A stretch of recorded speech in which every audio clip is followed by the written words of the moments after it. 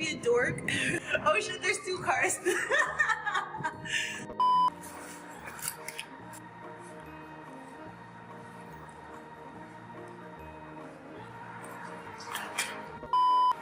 There was 3 cars. So I'm in the park today. I said I was gonna do this last week, but then I got caught up with the Shane Dawson conspiracy video. I grew up in this park. Came here before my sister passed away, and she would take me here all the time. This is it. In all its glory. It's a lot bigger than this. This is right by the Rutgers campus. Yeah. Also, I love this place because I think this house is haunted. This house over here. I'm not entirely sure. I'll drive past it later, maybe. I don't know. 100 likes on this video, and I'll investigate the haunted house. Welcome back to Rusty and Art. My name is Brenda, and I'm just nerding out here in the middle of my childhood park.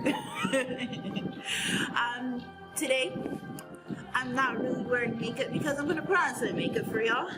This is a part of my, this part is not the tutorial part. This isn't the time lapse or anything. I'm just gonna be talking about one of my favorite artists. Her name is Frida Khalo. She is a Mexican artist born in 1907. While I talk about her, I'm gonna give myself a eyebrow. Cause baby, I think I need to pay homage to one of the greats. And she had like the best movie I've ever seen about an artist ever. So I'm outside in a park and it's kind of cold, so I'm just like kind of like doing a whole bunch. So anyway, Frida Khalo, a Mexican artist who was actually pretty revolutionary. I'm with you, I'm tearing up my heart, and blue, and no matter what I do, I feel this pain, with or without you. Oh, honey. Oh, girl, she was proud of that universe. She was like, I am beautiful. I can't do a Mexican. Beautiful. Dude, yes. Yo soy bonita. There we go. Yo soy bonita. I usually have eyebrows on my channel anyway, so let's just add this to the list, right?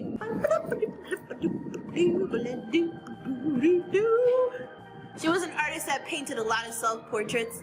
In the movie Frida with Salma Hayek, he is quoted to have said, I paint myself because I know that subject best. And I'm like, girl, I am not that courageous to ever paint myself. I'm not gonna do a self-portrait of myself. Okay, let's do a self-portrait of myself. Alright, I don't think I'm gonna do a really good job at this, but hopefully I can. It's also pretty cold outside, so I might don't get mad at me. And strangers walking past that are about to see my eyebrow. Strangers walking past, they're wearing shorts in the middle of winter. Yeah, there is snow on the ground, but you should wear at least long pants. Inspired by the country's pop culture, she employed a naive folk art quality to her work. She explored the questions of identity, expression, gender, class, race, and Mexican society. She was living in a post-colonial world during World War II. As a child or growing up, she got into prestigious schools. She had polio when she was a kid, but that didn't stop her from like doing boxing and stuff. Like,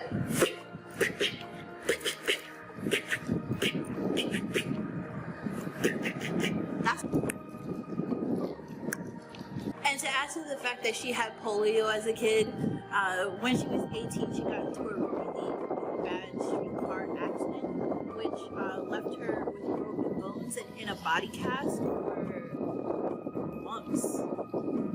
she spent her time painting her cast while she was disabled. Couldn't do shit. It actually ripped through her private area. There was like a pole that ripped through her body in a very messed up way. It left her with a broken spinal column. Everything was just so terrible, that poor woman. And she wasn't able to have kids later on in life. Like, she had stillborns. She even made a painting of her stillborn, and it was like the most tragic thing to watch in the movie. But I've watched that movie like at least 4 times. Oh gosh, she really went through it. During the times that she was like getting pregnant, she was sadly married to Diego Rivera, who is a popular muralist, very successful, very well known. Whenever you heard Diego's name, you heard Frida's name right after it.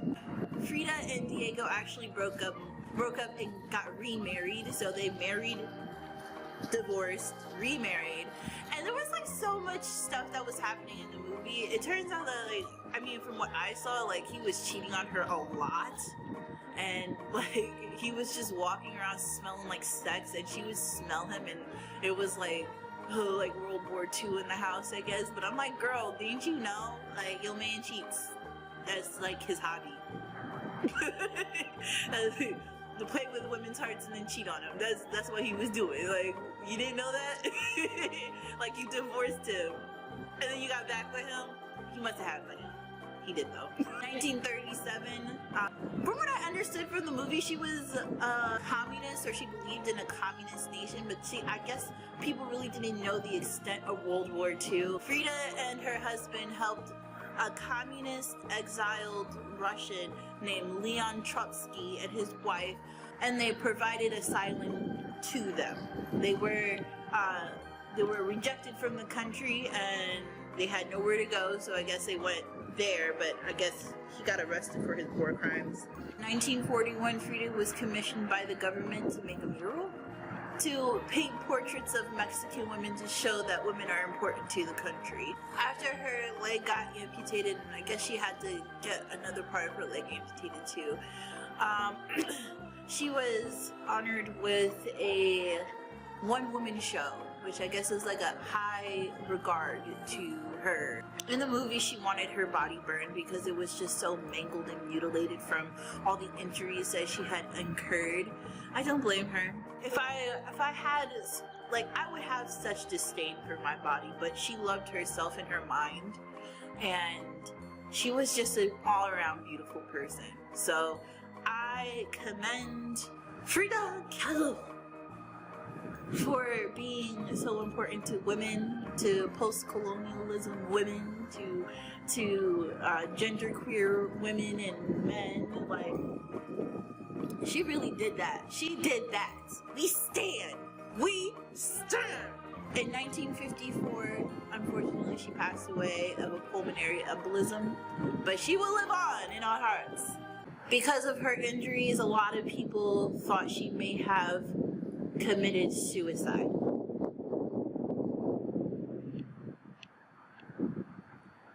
That breaks my heart. But it was the way that she spoke about her body and how she would rather it be burned than to have it be a stain on the world. Nah, I really hope that wasn't it. But who knows? Anyway, this is where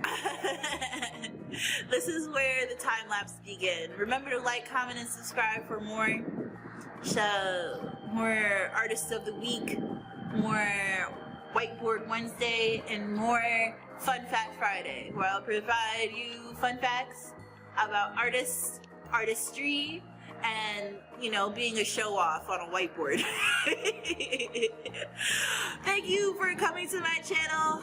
Remember, like, comment, and subscribe. Peace.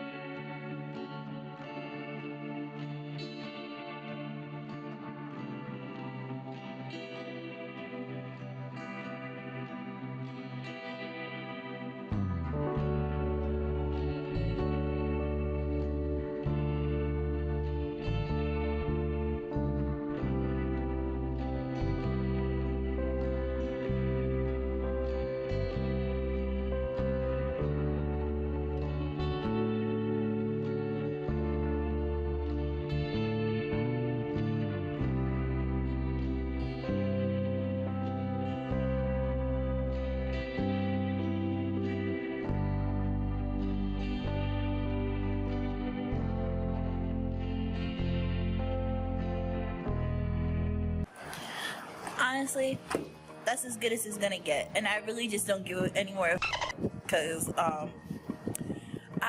can't do it. I have like zero practice with like with self-portraits. So this is what it's gonna look like.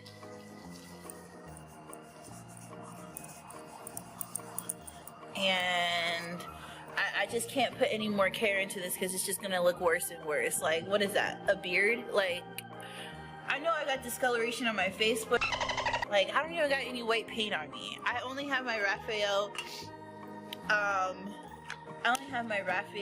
travel watercolor case on me, and that was my fault. So maybe I'll do Frida Khalo a better one. But in the meantime,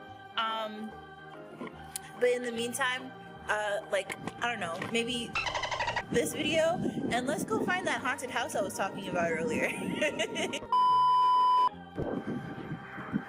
So here in like the summertime, it's a lot prettier, but right now it just looks like how it looks like a graveyard.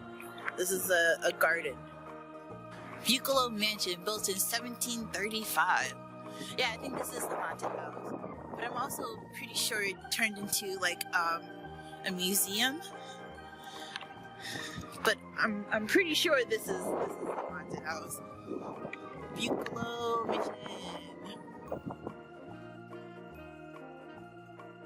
I remember when I was younger, people would like break in and make a lot of noise inside the house. Oh shit, you scared me. Hi, no, you scared the shit out of me because I was like, because I'm making a video and I'm like, oh, this was like haunted when I was like a kid. And I just looked behind me and I didn't see. I'm sorry, you have a good day.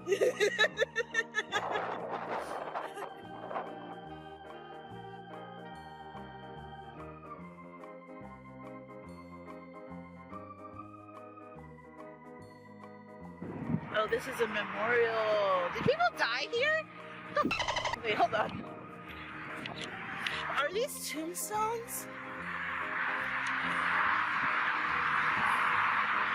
Or did like rascally children carve names into them? Huh. Oh. A loving memory of past members of New Jersey Blue Chapter Daughters of the American Revolution 1986. I learned something new today because I didn't know that was there. I moved away and came back, so it's like old things, new things. It's nice to see new things. Wow, this unibrow.